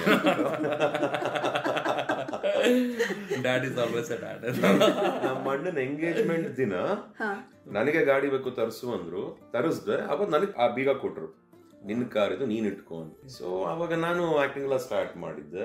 ಅಂದ್ರೆ ನಾವೇನೇ ದುಡಿದ್ರು ಎಲ್ಲ ತಗೊಂಡೋಗಿ ಕೊಟ್ಬಿಡೋದು. ನಮಗೆ ನಾವು ಲೆಕ್ಕಾಚಾರಕ್ಕೆ ಕೂತ್ಕೋತಾ ಇರಲಿಲ್ಲ, ಅಥವಾ ಎಷ್ಟು ದುಡಿತಿದ್ವಿ ಅನ್ನೋದು ಗೊತ್ತಿರಲಿಲ್ಲ. ದುಡ್ಡು ಎಲ್ಲಿ ಬರ್ತು ಎಲ್ಲಿ ಹೋಯ್ತು ಏನೂ ಗೊತ್ತಿರಲಿಲ್ಲ ನನಗೆ. ನಾನು ಬಹುಶಃ ಉಗ್ರಮಿಂದನೇ ನಾನೆಲ್ಲ ಟೇಕ್ ಓವರ್ ಮಾಡ್ಕೊಂಡಿದ್ದು. ಅಲ್ಲಿವರೆಗೂ it was all handle by my ಅಪ್ಪಾಜಿನ, ನಮ್ಮ ತಂದೆನೇ ನೋಡ್ಕೋತಾ ಇದ್ದಿದ್ದು. ಬಹುಶಃ ಅದು ನನ್ನ ಬೇಜವಾಬ್ದಾರಿ ದಿನಗಳು ಅಂತ ನಾನು ಹೇಳ್ತೀನಿ. ಎಲ್ಲೋ ಒಂದ್ ಕಡೆ ಗೊತ್ತಾಗ್ಲಿಲ್ವನೋ, ಸ್ವಲ್ಪ ಏಮಾರ್ಬಿಟ್ಟು ನಾನು ಆ ಟೈಮಲ್ಲಿ. ಅದನ್ನೆಲ್ಲ ಈಗ ಲರ್ನಿಂಗ್ ಆಗಿ ತಗೊಂಡಿದ್ದೀನಿ, ಕಲ್ತ್ಕೊಂಡಿದ್ದೀನಿ ಅಂತ ತಿಳ್ಕೊಂಡು ಮುಂದಕ್ಕೆ ಹೋಗ್ತಾ ಇದ್ದೀನಿ. ಎಸ್, ಇನ್ನಷ್ಟು ಮಾತುಕತೆ ಆಡೋಣ. ಈ ಪಯಣ ನಿಜವಾಗ್ಲೂ ವಾ ಅಂತ ಅನ್ನಿಸ್ತಾ ಇದೆ. ನಿಮ್ಗೇನ್ ಅನಿಸ್ತಿದೆ ಪ್ರಶಾಂತ್? ಅವರು ಪ್ರತಿಯೊಂದು ಮಾತಲ್ಲೂ ಅವ್ರು ಹೇಳ್ತಿದಾರೆ ಅಂದ್ರೆ, ನಾನು ಸ್ಕೂಲ್ ಡೇಸ್ ಅಲ್ಲಿ ಕಾಲೇಜಸ್ ಅಲ್ಲಿ ಆರಾಮಾಗಿದ್ದೆ ಅಂತ. ಆದ್ರೆ ಕೊಟ್ಟಿರೋದೆಲ್ಲ ಒಳ್ಳೆ ಸಂದೇಶಗಳೇ, ಎಲ್ಲರೂ ಅಳವಡಿಸ್ಕೋಬೇಕಾಗಿರುವಂತಹ ಸಂದೇಶಗಳು ಅಂತ ನನಗನ್ಸುತ್ತೆ. ಬಹುಶಃ ಬ್ಯಾಕ್ ಬೆಂಚರ್ಸ್ ಜೀವನದ ಅಚೀವರ್ಸ್ ಅಂತ ತುಂಬಾ ಜನ ಹೇಳ್ತಾರಲ್ಲ, ನನಗದು ಕಾಣಿಸ್ತಾ ಇದೆ. ಮಾತುಕತೆ ಮುಂದುವರಿಸೋಣ. ಕಾರ್ಯಕ್ರಮ ಕೇಳ್ತಾ ಸಂದೇಶ ಕಳಿಸೋದಾದ್ರೆ 9480900101 ನೀವು ಸಂದೇಶವನ್ನು ಕಳಿಸ್ಬೋದು. ಇದು ಆಕಾಶವಾಣಿ ಬೆಂಗಳೂರು. ಕೇಳ್ತಾ ಇದ್ದೀರಾ. ಈ ಒಂದು ಮಕರ ಸಂಕ್ರಾಂತಿಯ ಶುಭ ದಿನದಂದು ನಮ್ಮ ಜೊತೆ ಇದ್ದಾರೆ ಯಾರು? ಶ್ರೀಮುರಳಿಯವರು. ಒಂದು ಸೀಕ್ರೆಟ್ ಇವತ್ತು ಹೇಳ್ತೀರಾ ಶ್ರೀಮುರಳಿಯವರೇ? ಕಥೆಯನ್ನ ನೀವು ಯಾವ ತರ ಆಯ್ಕೆ ಮಾಡ್ಕೊಳ್ತೀರಾ? ಯಾವ ಕಾರಣಕ್ಕೂ ಐ ಕಾಂಟ್ ಸೇ ನಾನು ಈ ತರ ನೋಡಿ ಸೆಲೆಕ್ಟ್ ಮಾಡ್ಕೊಂಡು ಈ ತರ ನಾನು ಹಿಟ್ ಕೊಡ್ತಾ ಇದ್ದೀನಿ. ಇನ್ನೂ ಅದಲ್ಲ ಅದು. ಬಹುಶಃ ಟೈಮು, ನನ್ನ ನಂಬಿಕೆ, ಇನ್ನು ಇತರರ ಶ್ರಮ ಎಲ್ಲ ಕೂಡಿ ಒಂದು ಸಿನಿಮಾ ಆ ಸಕ್ಸಸ್ ಅನ್ನೋದನ್ನ ನೋಡುತ್ತೆ ಅಂತ ನಾನು ಅನ್ಕೋತೀನಿ. ಎಷ್ಟು ಚೆನ್ನಾಗಿ ಎಲ್ಲರಿಗೂ ಕ್ರೆಡಿಟ್ ಕೊಡ್ತೀರಿ. ಪ್ರೊಡಕ್ಷನ್ ನ ಪ್ರತಿಯೊಂದು ಘಟಕದಲ್ಲೂ ನೀವು ಕೆಲಸ ಮಾಡಿರೋದ್ರಿಂದ, ಅದನ್ನ ಆಮೂಲಾಗ್ರವಾಗಿ ತಿಳ್ಕೊಂಡಿರೋದ್ರಿಂದ ಶ್ರೀಮುರಳಿಯವರ ಬಾಯಿಂದ ಮಾತ್ರ ಈ ಮಾತು ಬರೋದಕ್ಕೆ ಸಾಧ್ಯ ಅಂತ ನನ್ಗನ್ಸುತ್ತೆ. ಶ್ರೀಮುರಳಿಯವರೇ, ಒಂದು ವಿಚಾರ ನಾನು ಕೇಳಬೇಕು. ಫಿಲ್ಮ್ ಅಂದ್ರೆ ಕಂಪ್ಲೀಟ್ ಪೈಸಾ ವಸೂಲಾಗೋ ಹಾಗೆ ಇರಬೇಕು ಅಂತ ಎಲ್ಲಾ ಚಿತ್ರಪ್ರೇಮಿಗಳು ಆಸೆ ಪಡ್ತಾರೆ, ಬಯಸ್ತಾರೆ. ಅದನ್ನ ಈಡೇರಿಸೋದೇ ಎಲ್ಲ ಚಿತ್ರತಂಡಗಳ ಪ್ರಯತ್ನ. ಅದಕ್ಕೋಸ್ಕರನೇ ಈ ಡ್ಯಾನ್ಸು, ಹಾಡು, ಫೈಟು ಎಲ್ಲ ಕಸರತ್ತು ನೀವು ಒಬ್ಬ ಆಕ್ಟರ್ ಆಗಿ ಮಾಡಬೇಕಾಗುತ್ತೆ. ಹಾಗೆ ಮಾಡುವಾಗ ಸಾಕಷ್ಟು ತೊಂದರೆಗಳನ್ನು ಕೂಡ ಎದುರಿಸ್ಬೇಕಾಗತ್ತೆ, ನೋವುಗಳನ್ನು ಉಣ್ಬೇಕಾಗತ್ತೆ. ನೀವು ಕೂಡ ಅಂತಹ ನೋವುಗಳನ್ನು ಉಂಡಿದ್ದೀರಾ. ಶೂಟಿಂಗ್ ಟೈಮಲ್ಲಿ ರೀಸೆಂಟಾಗಿ ಕಾಲ್ಗೆ 2 ಸಾರಿ ಪೆಟ್ಟಾಗಿತ್ತು. ಹೇಗೆ ಫೇಸ್ ಮಾಡಿದ್ರಿ ನೀವು ಆ ಟೈಮನ್ನು? ಆ ಗ್ಯಾಪ್ ಹೇಗಿತ್ತು? ಯಾಕಂದರೆ ಒಂದು ಕಡೆ ಚಿತ್ರತಂಡ ಕಾಯ್ತಾ ಇರುತ್ತೆ, ಮತ್ತೊಂದು ಕಡೆ ಪೇನ್ ಆಗ್ತಾ ಇರುತ್ತೆ, ಜನ ಕಾಯ್ತಾ ಇರ್ತಾರೆ, ಹೇಗಿರುತ್ತೆ ಔಟ್ಪುಟ್ ಅಂತ. ಪ್ರೆಷರ್ ಹೇಗಿತ್ತು? ಫಿಸಿಕಲ್ ಒಂದೇ ಅಲ್ಲ, ಮೆಂಟಲ್ ಪ್ರೆಷರ್ ಕೂಡ ಇರುತ್ತೆ. ನಾನು ಇಷ್ಟು ವರ್ಣಿಸಿ ಎಲ್ಲೂ ಹೇಳಿಲ್ಲ. ಬಹುಶಃ ನೀವು ಕೇಳ್ತೀನಿ ಅಂದರೆ ಹೇಳ್ತೀನಿ. ಬಗೀರಾ ರಿಲೀಸ್ ಟೈಮಲ್ಲಿ ಎಲ್ಲೂ ಮಾತಾಡೋಕ್ಕೆ ಹೋಗಲಿಲ್ಲ ಇದನ್ನೆಲ್ಲ. ಯಾಕಂದರೆ ನಮ್ಮ ಮೇನ್ ಫೋಕಸ್ಸು ಚಿತ್ರ ರಿಲೀಸ್ ಆಗಬೇಕು. ನಾವು ನೋವು ಪಟ್ಟಿದ್ದೀವಿ, ಕಷ್ಟಪಟ್ಟಿದ್ದೀವಿ, ಬಂದು ನೋಡಿ ಅನ್ನೋದು ಅಷ್ಟು ಸೂಕ್ತವಾಗಿ ಕಾಣಿಸ್ಲಿಲ್ಲ ನನಗೆ ಹೇಳಬೇಕು ಅಂತ ನಮ್ಮ ಆಡಿಯನ್ಸ್ಗೆ. ನನಗೆ ಅವ್ರನ್ನ ಪ್ರೀತಿಯಿಂದ ಬರಮಾಡ್ಕೋಬೇಕು ಅನ್ನೋ ಒಂದು ಮನೋಭಾವನೆಯಿಂದ ನಾನು ಪಟ್ಟ ಯಾವ ಕಷ್ಟನೂ ಅವ್ರ ಹತ್ರ ನಾನು ಹಂಚ್ಕೊಳ್ಳೇ ಇಲ್ಲ. ಬಹುಶಃ ತುಂಬ ಜನ ಅದ್ರ ಬಗ್ಗೆ ಅಂದ್ಕೊಂಡ್ರು, ಏನು ಹೇಳೋದು ಇಲ್ಲ, ಯಾಕೆ ಹೇಳ್ತಿಲ್ಲ ಅಂತ. The reason was simple. ನಿರ್ದೇಶಕರಾಗಿರಲಿ, ಕ್ಯಾಮ್ರಾಮನ್ ಆಗಿರಲಿ, ಫೈಟ್ ಡಿಪಾರ್ಟ್ಮೆಂಟ್ ಆಗಿರಲಿ, ಪ್ರೊಡಕ್ಷನ್ ಡಿಪಾರ್ಟ್ಮೆಂಟ್ ಆಗಿರಲಿ, ಆರ್ಟ್ ಡಿಪಾರ್ಟ್ಮೆಂಟ್ ಆಗಿರಲಿ, ಅವರೆಲ್ಲ ಬಹಳ ಕಷ್ಟಪಟ್ಟಿದ್ದಾರೆ. ಬಹಳಷ್ಟು ಜನಕ್ಕೆ ನೋವಾಗಿದೆ, ಕಾಲುಗಳಾಗಿರಲಿ, ಮೈಗಳಾಗಿರಲಿ, ಅಥವಾ ಏಟು ತಿಂದಿರೋದಾಗಿರಲಿ, ರಕ್ತ ಹರಿದಿರೋದಾಗಿರಲಿ, ಎಲ್ಲರೂ ಅವ್ರವ್ರ ವಿಭಾಗದಲ್ಲಿ ತುಂಬ ಕಷ್ಟಪಟ್ಟಿದ್ದಾರೆ. ನಾನು ಕೇವಲ ನಾಯಕ ನಟ ಆಗ್ಬಿಟ್ಟು ಮಾತ್ರಕ್ಕೆ ಬರೀ ನಂದು ಮಾತ್ರ ಹೇಳ್ಕೊಳ್ಳೋದು ಎಷ್ಟು ಚೆನ್ನಾಗಿ ಕೇಳಿಸುತ್ತೋ ಕಾಣಿಸುತ್ತೋ ಅನ್ನೋ ಕಾರಣದಿಂದ ನಾನೆಲ್ಲೂ ಮಾತಾಡಲಿಲ್ಲ ಅದನ್ನು. ಈಗ Bagheera is a proven blockbuster. ಇವಾಗ ಹೇಳ್ತೀನಿ, ಧೈರ್ಯವಾಗಿ ಹೇಳ್ತೀನಿ ಏನೇನಾಯಿತು. ಬಹುಶಃ ಬಗೀರಾ ಚಿತ್ರದಲ್ಲಿ ನನಗೆ ಏಟಾದಾಗ ನಾನು ಅಷ್ಟು ನೋವು ತಿಂದವನೇ ಅಲ್ಲ. ಇದ್ರ ಹಿಂದೇನು ಮದಗಜ ಶೂಟಿಂಗ್ ಟೈಮಲ್ಲಿ ಕಾಲ್ ಏಟ್ ಆಗೋದು. That was my first hurt, a major hurt ಅಂತ ಶುರು ಆಗಿದ್ದೆ ನನಗೆ ಮದಗಜಾಲೆ. ಆ್ಯಕ್ಚುಲಿ ಅಲ್ಲಿವರೆಗೂ ಅಷ್ಟು ಸಿನಿಮಾಗಳಲ್ಲೂ ತುಂಬ ಕೇರ್ಫುಲ್ ಆಗಿ ಮಾಡ್ಕೊಂಡು ಬಂದೆ. ನಾನು ಪ್ಲ್ಯಾಂಡ್ ಆ್ಯಕ್ಟರ್. ನಾನು ಏನೇ ಮಾಡಿದ್ರು ಪ್ಲ್ಯಾಂಡ್ ಆಗಿ ಮಾಡ್ಕೋತೀವಿ. ಫೈಟರ್ಸ್ ಆಗಲಿ, ಇವ್ರಿಗೆ ಯಾರಿಗೂ ಏಟ್ ಆಗಬಾರ್ದು ಅನ್ನೋ ಕಾಳಜಿ ವಹಿಸಿ ನಾನು ಕೆಲಸ ಮಾಡ್ತಾ ಇರ್ತೀನಿ. ಮದಗಜ ಲೇಟ್ ಆಗೋಯ್ತು, ತುಂಬ ನೋವು ತಿಂದೆ ನಾನು. ಅಯ್ಯೋ, ನಮ್ಮ ನಿರ್ಮಾಪಕರು ಪಾಪ ಇಷ್ಟೆಲ್ಲ ಖರ್ಚು ಮಾಡಿದ್ದಾರೆ, ಅಯ್ಯೋ ಎಂಟೈರ್ ಟೀಮ್ ಇದೆ, ಡೈರೆಕ್ಟರ್ ಪಾಪ ಅಷ್ಟೆಲ್ಲ ಎಫರ್ಟ್ ಆಗೆಲ್ಲ ಸೆಟಪ್ ಮಾಡಿರ್ತಾರೆ, ಯಾಕೆ ಹಿಂಗೆ ಮಾಡ್ಕೊಂಡೆಲ್ಲೋ ಒಂದು ಬೇಜಾರಾಗಿತ್ತು. ದೇವ್ರ ದಯೆಯಿಂದ ಡಾಕ್ಟ್ರ್ ಏನು ಮಾಡಿದ್ರು, ಇಲ್ಲ ಒಂದು 2 months ಅನ್ನೋ ಥರ ಹೇಳಿ ಟಕ್ಕಂತ ರಿಕವರ್ ಮಾಡಿಕೊಟ್ಬಿಟ್ರು. ಅದು ಏನು ಮ್ಯಾಜಿಕ್ಕೋ ಗೊತ್ತಿಲ್ಲ. ಅವರು ಹೇಳಿದ್ರು, ಇಲ್ಲ ನಿಮ್ಮದು ಮಷೀನ ಏನು ಗೊತ್ತಾಗ್ತಿಲ್ಲ, ಬಟ್ ಇವ್ರು ಆಲ್ರೆಡಿ ಫೈನ್, ಬಿ ಕೇರ್ಫುಲ್ ಅಂತ ಹೇಳಿದರು. ಸರಿ, ಮದಗಜ ಆಯಿತು. ಈಗ ಬಗೀರಾಗ ಏನಾಗಿದೆ, ಸುಮಾರು 4 ತಿಂಗಳು ತಯಾರಿ ಆಗಿದೆ ಬಗೀರಾಗೆ. We are on floors. Major schedule ಒಂದು ಮುಗಿಸ್ಕೊಂಡು ಬಂದಿದ್ದೀವಿ. ಇನ್ನೊಂದು ದೊಡ್ಡ ಸೆಟಪ್ ಆಗಿದೆ. ತುಂಬ ಖರ್ಚು ಮಾಡಿದ್ದಾರೆ. 6 ದಿನ ಫೈಟ್ ಸೀಕ್ವೆನ್ಸ್ ಏನೋ, ಅದು 4 ದಿನ ಶೂಟ್ ಮಾಡಿದ್ದೀನಿ. ಹೋಯ್ತು ಕಾಲು. ನಿಮಗೆ ವೆರಿ ಸಿಂಪಲ್ ಸ್ಟಂಟು ಸರ್. ನಾನು 30 ಅಡಿಯಿಂದ ನೆಗೆದಿದ್ದೀನಿ ಸರ್, ನನಗೆ ಏನಾಗಿಲ್ಲ. ನನಗೆ ಎಲ್ಲ ಥರ ಸ್ಟಂಟ್ಸ್ ಮಾಡಾಕ್ಬಿಟ್ಟಿದ್ದೀನಿ. ನೆಗೆದು ಬಿದ್ದು ಟ್ರೈನಲ್ಲೆಲ್ಲ ಓಡಾಡ್ಬಿಟ್ಟಿದ್ದೀನಿ. ಮೂವಿಂಗ್ ಟ್ರೈನಲ್ಲಿ ಜಂಪ್ ಮಾಡಿ ಬೋಗಿ ಟು ಬೋಗಿ ಎಲ್ಲ ಹೋಗಿ ಬಂದ್ಬಿಟ್ಟಿದ್ದೀನಿ. ಎಲ್ಲ ಥರ ಸ್ಟಂಟ್ಸ್ ಮಾಡ್ಕೊಂಬಂದಿದ್ದೆ. ಈಗ ಅದು ತಿರುಗಿಬಿಟ್ಟು ಒಂದು ಡಬಲ್ ಕಿಕ್ ಅಂತ ಏನೋ ಬರುತ್ತೆ, 360 degrees. ಅದೇನೋ ಮಾಡೋಕ್ಕೆ ಹೋಗಿ ಕೆಳಗಡೆ ಇರೋ ಕಾಲು ಲೆಫ್ಟ್ಗೆ ಹೋಯ್ತು, ತೊಡೆ ರೈಟ್ ಬಂದ್ಬಿಡ್ತು. ನಿಮಗೇನಾಗುತ್ತೆ ಈಗ, ಅದು ಕಂಪ್ಲೀಟ್ ACL ಟೇರ್ ಆಗೋಗಿದೆ. ನನಗೆ ಎದ್ದೇಳಕ್ಕಾಗ್ತಾ ಇಲ್ಲ, ಮಾಡೋಕ್ಕಾಗ್ತಿಲ್ಲ. ನಾನಿಲ್ಲ ನಾನು ಮಾಡ್ತೀನಿ, ಮುಗಿಸ್ಕೊಟ್ಬಿಡ್ತೀನಿ, ಸುಮ್ಮನೆ ಯಾರು ಎದುರ್ಕೋಬೇಡಿ ಅಂತ ಅದೀನಿ. ನಿಂತ್ಕೊಳ್ಳೋಕ್ಕೆ ಆಗ್ತಿಲ್ಲ. ಈ ನಡೆಯೋದಲ್ಲಿ ಮಾಡೋದಲ್ಲಿ ಏನು ಗೊತ್ತಾಗ್ತಿಲ್ಲ. ತುಂಬ ಬೇಜಾರು ಮಾಡ್ಕೊಂಬಿಟ್ಟೆ. ತುಂಬ ಅತ್ತೆ ಅನಿಸುತ್ತೆ. ಅವತ್ತು ಒಳ್ಳೆ ಮಗು ಥರ ಅಳಕ್ಕೆ ಸ್ಟಾರ್ಟ್ ಮಾಡ್ಬಿಟ್ಟೆ ಅವತ್ತು. ಆ್ಯಂಡ್ ಡೈರೆಕ್ಟರ್ ಸರ್ ಪಾಪ ಸೂರ್ಯ ಅವರು, ಬಾಡ ಡಾರ್ಲಿಂಗ್ ಏನೋ ಬಾಡ ಅಂತೀನಿ, ಸುಮ್ಮನಿರಿ ಅಂತ. ಇಲ್ಲ, ಇದೊಂದು ಶಾರ್ಟ್ ಕೊಟ್ಬಿಡ್ತೀನಿ, ಇಷ್ಟೆಲ್ಲ ಸೆಟ್ ಹಾಕೊಂಡಿದ್ದೀನಿ, ಏನಿದೆ ಮುಗಿಸ್ಕೊಂಬಿಡಿ, ನಾನು ಆಮೇಲೆ ಚೆಕ್ ಮಾಡಿಸ್ಕೊತೀನಿ, ಹಂಗೆ. ಈ ಕಡೆ ಎಲ್ಲ ಪ್ರಶಾಂತ್ ಅವ್ರ phone, Vijay sir, Vijay Kiragandur sir, producer Saheb ಅವ್ರ ಫೋನ್, ಎಲ್ಲರೂ ಫೋನ್ ಮಾಡಿ, ಯಾಕೆ ಹಿಂಗೆ ಆಡ್ತೀರಿ, ಯಾಕೆ ಹಠ ಮಾಡ್ತೀರಿ, ಏಟಾದ್ಮೇಲೆ ಯಾರು ಶೂಟಿಂಗ್ ಹೋಗ್ತಾರೆ, ನೀವು ದಯವಿಟ್ಟು ಫಸ್ಟ್ ಹಾಸ್ಪಿಟಲ್ಗೆ ಹೋಗಿ ಅಂದ್ಬಿಟ್ಟು ಎತ್ತಾಕೊಂಡು ಹಾಸ್ಪಿಟಲ್ಗೆ ಹೋದರೆ ಅಲ್ಲಿ ಹೇಳ್ತಾರೆ, ಬೋನು ಫ್ರ್ಯಾಕ್ಚರ್ ಆಗಿದೆ, ಒಂದು ಬೋನ್ ಕಿತ್ಕೊಂಬಂದಿದೆ, ACL ಟೇರ್ 100% ಆಗಿದೆ, ನಿಮಗೆ ಪ್ರೀವಿಯಸ್ ಆಗಿದ್ದು 75%. ನೀವು ಯಾಕೆ ಕೇರ್ಫುಲ್ ಆಗಿಲ್ಲ, ಮಿಸ್ಟೇಕ್ ಆಗಿದ್ದು ಇಷ್ಟ, ನೀ ಗಾರ್ಡ್ ಹಾಕ್ಕೊಳ್ದೆ ಆ ಸ್ಟಂಟ್ ಮಾಡಿದೆ. ಸರಿ ನೋಡಿ, ಟೈಮ್ ಏನಿದೆ ಅಂದ್ರೆ ಬಹುಶಃ ಆಗೋ ಕೆಟ್ಟಗಳಿಗೆ ಒಂದೇ ಸತಿ ಮುಗಿಸ್ಕೊಂಬಿಡು, ಕಾಲನ್ನ ರೆಡಿ ಮಾಡ್ಕೊಡ್ತೀನಿ, ಇನ್ನೂ ಚೆನ್ನಾಗಾಗೋ ಅಂದಂಗೆ ಇತ್ತು ನನಗದು.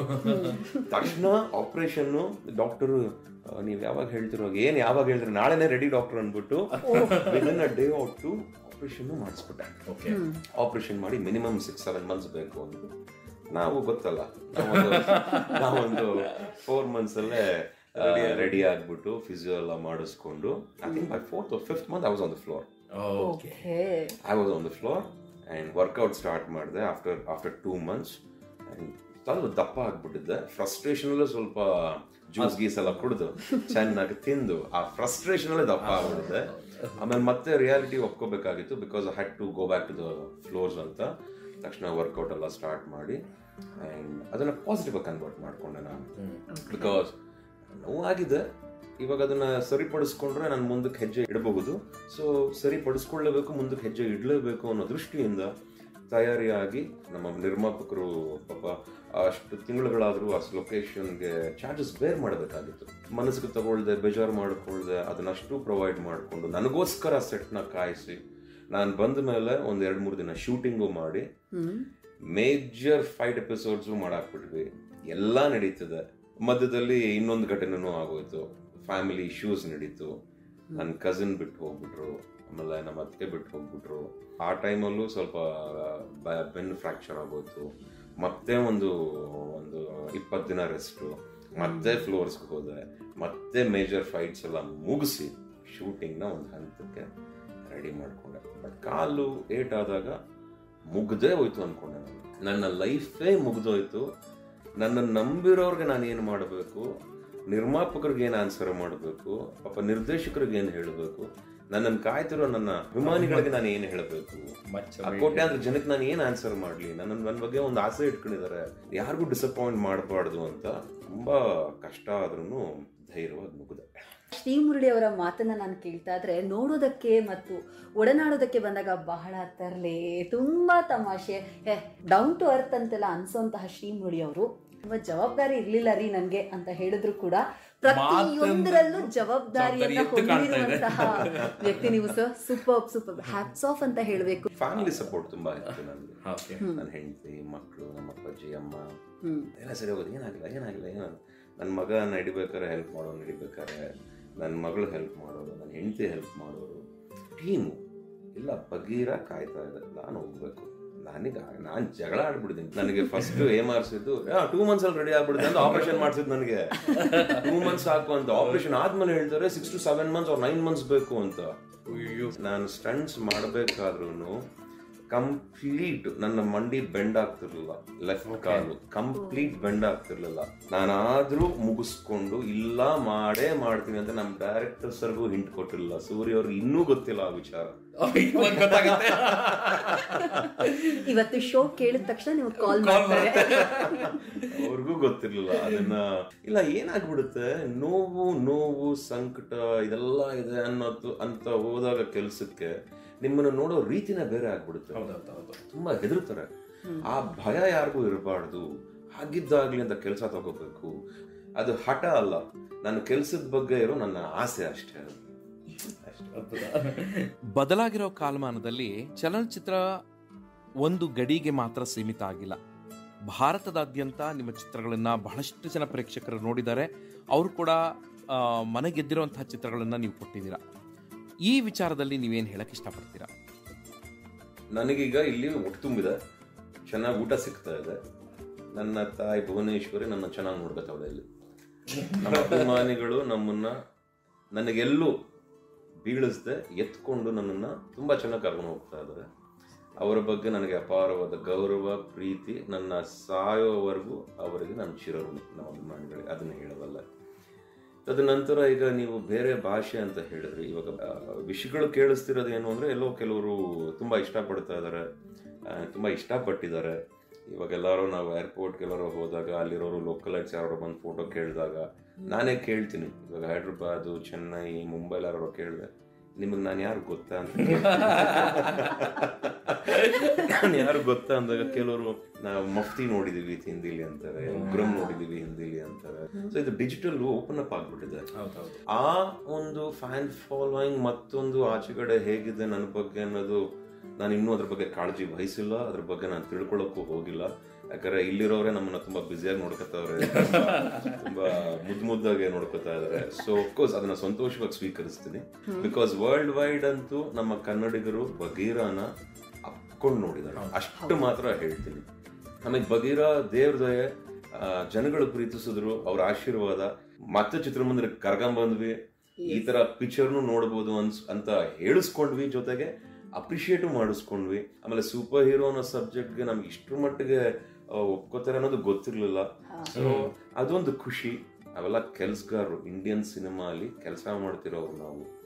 So north south east west ಎಲ್ಲ ಬಿಟ್ಬಿಟ್ಟು ನಾವೆಲ್ಲರೂ ಒಂದೇ ಅನ್ಕೊಂಡು ಕೆಲಸ ಮಾಡಿದಾಗ ಐ ಥಿಂಕ್ ಇಂಡಿಯಾಲಿರುವಂಥ ಶಕ್ತಿ as a team, as a movie maker, as a performance oriented characters or anything ಬಹುಶಃ ಎಲ್ಲ ದೇಶದಲ್ಲೂ ಸಿಗಲ್ಲ. ನಾವೆಲ್ಲರೂ ಒಗ್ಗಟ್ಟಾಗ್ಬಿಟ್ರೆ ಮಾತ್ರ Indian cinema will rule the world. Roaring star ಅವರ ರೋರಿಂಗ್ ಮಾತುಗಳನ್ನ ಕೇಳ್ತಾ ಸಮಯ ಓಡ್ತಾ ಇದೆ ಸರ್. ಈ ಟೈಮಲ್ಲಿ ನಿಮ್ಗೆ ಯಾವ ಹಾಡನ್ನ ಕೇಳಬೇಕು ಅಂತ ಅನಿಸ್ತಿದೆ? ಈ ಟೈಮಲ್ಲಿ ನನಗೆ ರೀಸೆಂಟ್ ಆಗಿ ನನಗೆ ತುಂಬಾ ಇಷ್ಟವಾದಂತ ಲಿರಿಕ್ ರುಧಿರಾಧಾರ ನನ್ನ ಬಗೆರ ಚಿತ್ರದ ಕೇಳಬೇಕು ಅಂತ ಇಷ್ಟಪಡ್ತೀನಿ.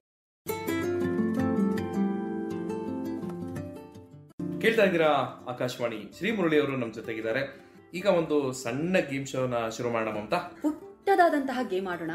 ಶ್ರೀ ಮುರಳಿ ಅವರ ಜೀವನಕ್ಕೆ ಸಂಬಂಧಪಟ್ಟ ಹಾಗೆ ಮತ್ತು ಅವರಿಗಿಷ್ಟ ಆಗುವಂತಹ ಒಂದಷ್ಟು ಪದಗಳ ಲಿಸ್ಟ್ ನಮ್ಮ ಹತ್ರ ಇದೆ. ರೂಲ್ಸ್ ಇಷ್ಟೇ, ಒಂದು ಪದ ನಮ್ ಕಡೆಯಿಂದ, ಅದಕ್ಕುತ್ತರ ಒಂದೇ ಪದದಲ್ಲಿ ನಿಮ್ ಕಡೆಯಿಂದ. ಆಗ್ಬೋದಾ? ನೋಡೇ ಬಿಡೋಣ, ನೋಡೋಣ. ಮೊದಲನೇದು ಕನ್ನಡ. ತಾಯಿ ಭುವನೇಶ್ವರಿ. ಡಾಕ್ಟರ್ ರಾಜ್. ಕನ್ನಡ. ಅಪ್ಪ. ಮೈ ರಿಯಲ್ ಹೀರೋ. ಅಮ್ಮ. ಗಾಡ್. ಅಣ್ಣ. ತಿಳಿಯದ ಪ್ರೀತಿ. ಸಂಗಾತಿ. ನನ್ನ ಜೀವ. ಮಕ್ಕಳು. ನನ್ನ ಎದೆ ಬಡಿತ. Friends. Surprise gifts. Wow. ಶಿವಣ್ಣವರು.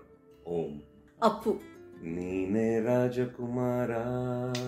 Prashant Neel. Dream come true. ಅಭಿಮಾನಿಗಳು. ನನ್ನ ಉಸಿರು. ಗುರಿ. ಸಾಧನೆ. ವಡಾಪಾವ್. ಮುಂಬೈ. ದೇವರು. ತಂದೆ ತಾಯಿ, ಅಭಿಮಾನಿಗಳು. ನಂಬಿಕೆ. ಆತ್ಮಸ್ಥೈರ್ಯ. ಫೀನಿಕ್ಸ್. ಫೀನಿಕ್ಸ್ ಅಂದ್ರೆ ಏನ್ ಹೇಳೋದು? ನನ್ನನ್ನ ಕೇಳಿ ಫೀನಿಕ್ಸ್ ಅಂತ. ಫೀನಿಕ್ಸ್. ಶ್ರೀ ಮುರಳಿ. ಅಲ್ಲ, ಇದನ್ನ ಆಕ್ಚುಲಿ ನಾನು ಅದನ್ನ ಹೇಳ್ತಾ ಇದ್ದೆ, ಯಾಕೆಂದ್ರೆ ಇಷ್ಟೆಲ್ಲ ನಾವು ನೋಡ್ಕೊಂಡು ಬಂದ್ರೆ ನೀವು ನಿಜವಾಗ್ಲೂ ಫೀನಿಕ್ಸ್. Thank you.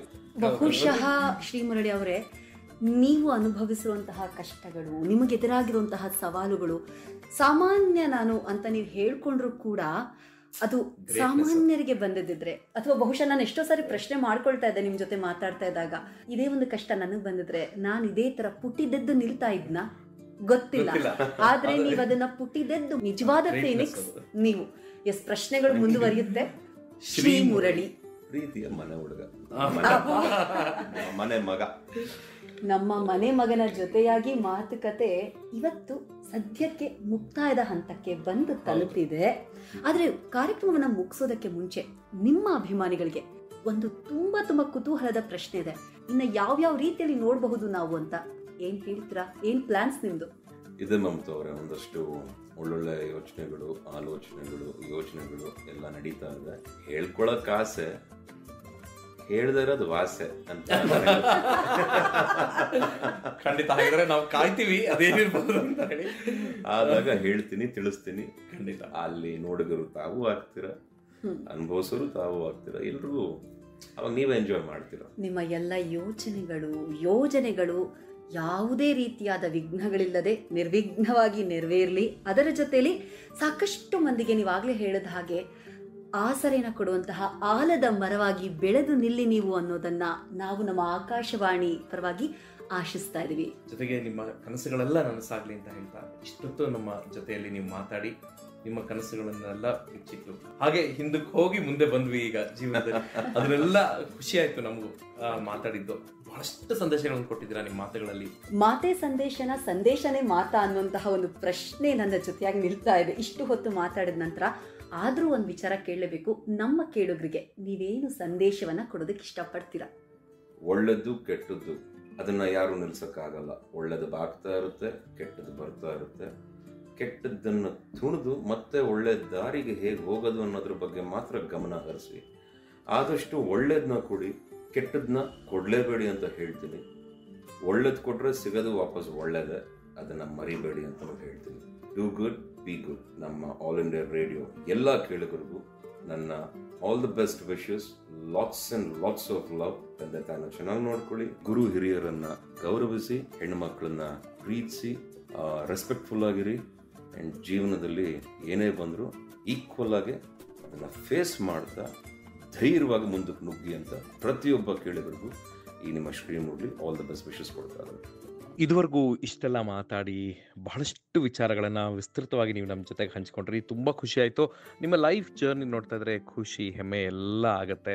ಇಷ್ಟೊತ್ತು ನಮ್ಮ ಜೊತೆಗೆ ಮಾತಾಡಿ ಇಷ್ಟು ಟೈಮ್ ನಮಗೆ ಕೊಟ್ಟಿದ್ದಕ್ಕೆ ಆಕಾಶವಾಣಿಯ ಪರವಾಗಿ ನಿಮಗೆ ಪ್ರೀತಿಯ ಧನ್ಯವಾದಗಳು ಶ್ರೀಮುರಳಿ ಅವರೇ.